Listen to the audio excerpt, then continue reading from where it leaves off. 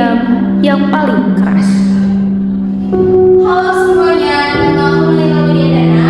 Aku jadi peran pembantu nomor 1. Halo semuanya, aku Syahla Melani. Aku sebagai pemeran pembantu 2.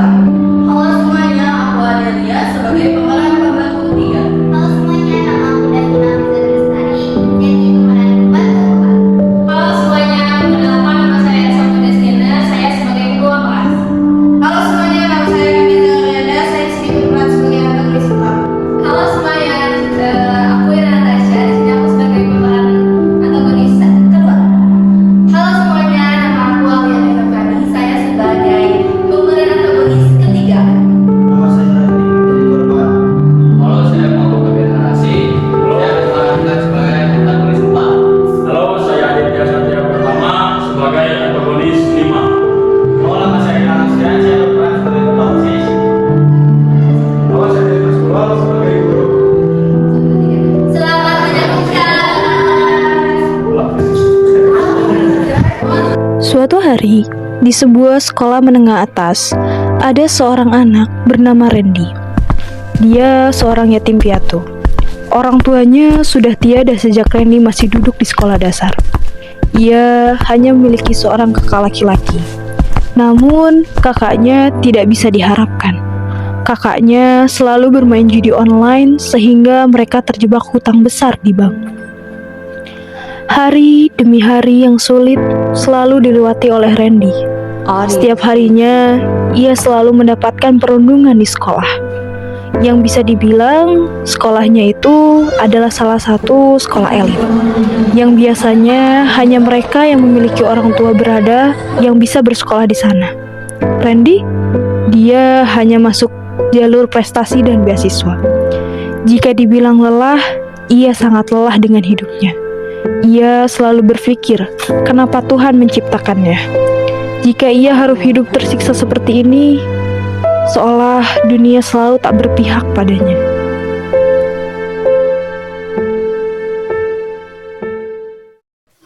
Bel pulang sekolah pun tiba.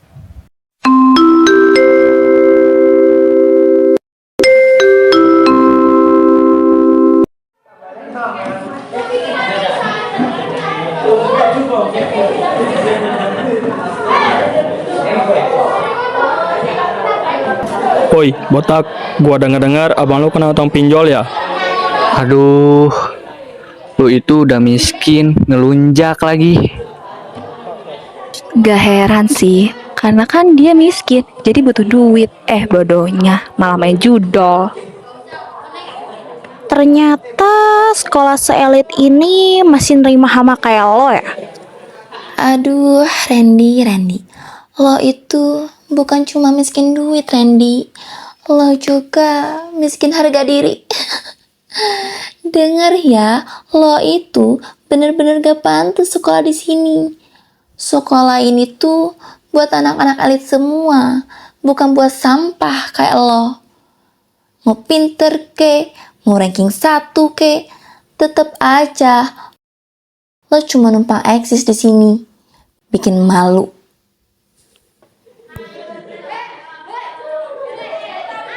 Woi botak, mau kemana lu?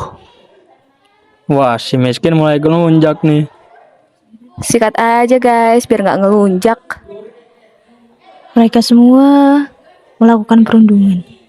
Sambil tertawa terbahak-bahak, ada yang merobek bukunya, menarik rambutnya, hingga memukul tubuhnya.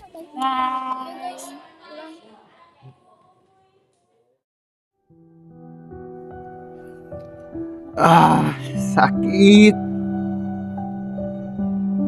Tanpa disadari, ada orang yang melihat perundungan geng tersebut. Mereka adalah Ersa, Naila, dan Syahla. Mereka bertiga tidak bisa berbuat apa-apa saat melihat semua itu. Karena mereka juga takut akan dampaknya yang lebih buruk ke depannya. Kasihan sekali dia. Kita harus bertindak. Masa kita diam terus aja di sini? Hal ini udah sering dan ini udah termasuk bullying fisik loh. Nay, kita harus bertindak gimana? Mereka tuh anak-anak dari orang yang punya kuasa di sekolah ini. Bisa-bisa kita dikeluarin dari sekolah ini. Iya, bener. Mereka tuh udah keterlaluan banget. Tapi aku bingung gimana ya cara buat ngelaporin mereka. Lalu datanglah Gilang. Dia adalah seorang ketua OSIS di sekolah itu.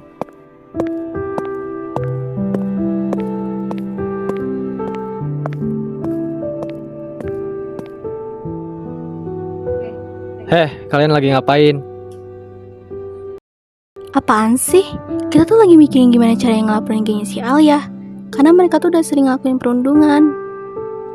Hah, perundungan? Iya, mereka tuh udah keterlaluan. Mereka tuh sering ngelakuin perundungan ke Randy. Dulunya emang sih kami diem, tapi setelah makin kesini mereka semua udah keterlaluan. Ini harus ditindaklanjuti. Gini aja, kalau kalian takut, kalian bisa lapor ke platform website OSIS kita. Di sana kita bisa ngasih laman soal laporan mengenai bullying. Oh gitu. Nanti kamu ajarin ya caranya. Kalau gitu makasih ya. Semoga kasus ini bisa ditindaklanjuti biar mereka itu bisa jerak. Mereka semua mengangguk tanda mengiyakan ucapan Naila. Di sisi lain, Randy yang sedari tadi sudah berjalan pulang dengan baju yang sudah kotor akibat terjatuh di lantai tadi. Ia berjalan dengan tatapan mata yang kosong. Tak lama kemudian, ada nomor telepon yang tadi kenal menelpon dirinya. Apa benar ini atas nama Randy? Kami mengabarkan bahwasannya kakak Anda ditangkap karena penggunaan narkotika. Dari pihak kepolisian yang mengabarkan bahwasannya kakaknya ditangkap karena penggunaan narkoba. Sekarang kakaknya tengah mendekam di penjara. Randy semakin bingung akan hidupnya. Ia berniat untuk menyegarkan pikirannya di atas sebuah bangunan. Saat itu, pikirannya terlintas untuk mengakhiri hidupnya. Dengan melompat dari atas bangunan tersebut, ia pun berdiri di ujung bangunan dan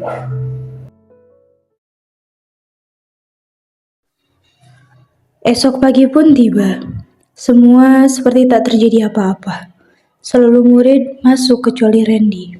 Tak ada satupun dari mereka yang tahu kemana perginya anak itu.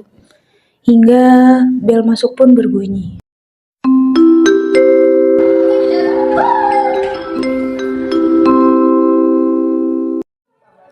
Ayo semuanya kita baca doa dulu ya. Setelah itu kita baca Al-Quran. Males nggak mood. Minimal orang ngomong tuh dengerin. Iya dengerin dong. Nyanyi minimal orang ngomong tuh dengerin.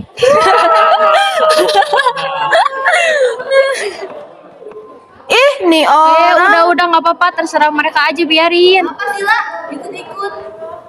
Saat mereka baru ingin memulai bacaan Qurannya, tiba-tiba wali kelas mereka masuk dengan membawa secari kertas penuh. Assalamualaikum anak-anak. Waalaikumsalam Bapak. Bapak hadir hari ini ingin mengabarkan kabar duka bahwasannya Randy, teman kalian, meninggal kemarin sore.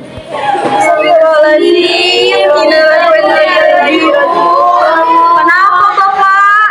Dikabarkan bahwasannya Randy itu bunuh diri, ditemukan jasadnya di bawah gedung. Berbeda dengan geng Alia, wajah mereka pucat. Mereka takut bahwasanya Randy bunuh diri karena ulah mereka yang telah membuli dirinya.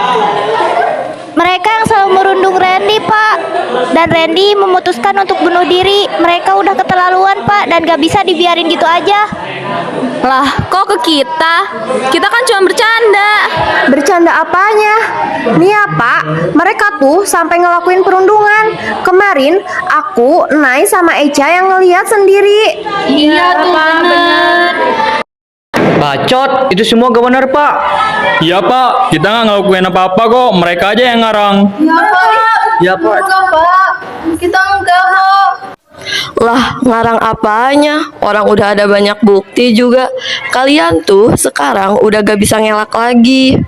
Udah. Sekarang kalian ikut Bapak. Gak usah ngelak lagi. Karena sudah banyak laporan yang masuk mengenai perundungan yang kalian lakukan. Semua terdiam saat itu.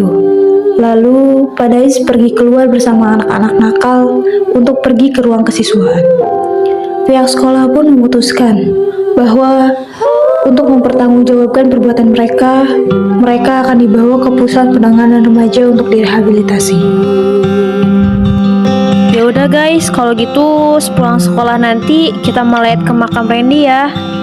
Iya, ayo guys. Sekarang kita ngumpulin uang untuk takziahnya Randy dulu aja ya.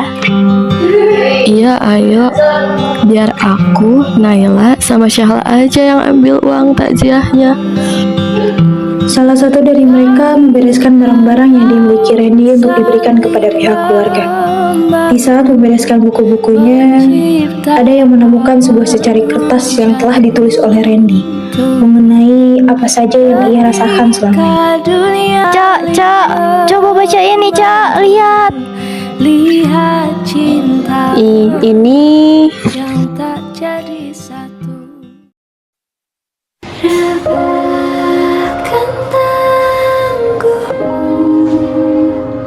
Perundungan bukan tentang siapa yang teriak paling keras.